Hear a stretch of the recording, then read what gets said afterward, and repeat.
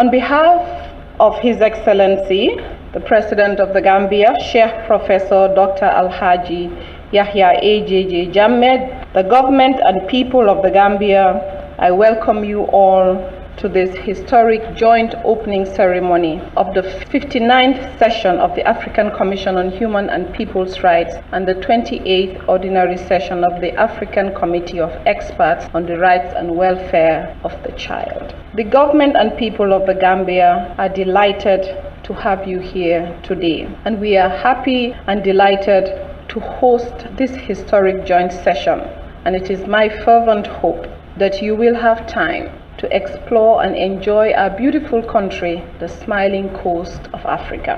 Excellencies, distinguished ladies and gentlemen, you will all recall that this year has been designated the Year of Human Rights with special focus on the rights of women. The theme for this session, Women's Rights, Our Collective Responsibility, is appropriate, as safeguarding the rights of women is a collective responsibility that all stakeholders and partners, both duty bearers and duty holders alike, must all invest in to ensure that the rights of women are protected holistically across the continent. I therefore would take this opportunity to thank the Commission for its tireless and continued work in the promotion and protection of human rights in this continent. I wish to recognize its excellent contributions and achievements in this domain. As we all know, the session of the Commission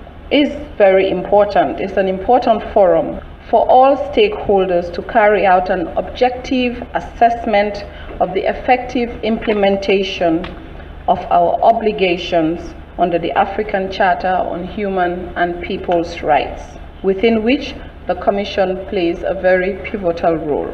This session will primarily be centered on the successes and challenges in the protection and promotion of the rights of women.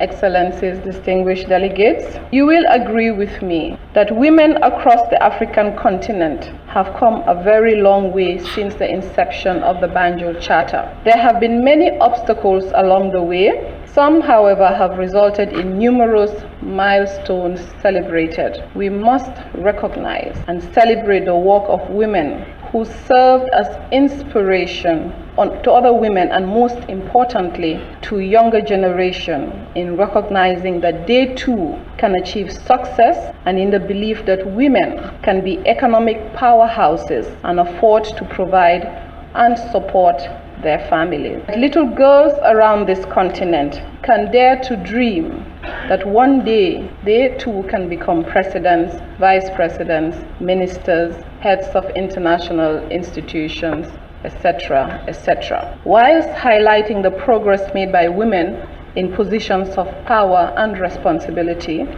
we must also acknowledge and salute the women who are changing the continent, not from the boardroom or the offices of international organizations, but from their farms, the petty traders, who are the backbones of our commercial sectors, and also the everyday women raising their kids and tendering to their families. They are all worthy of celebration.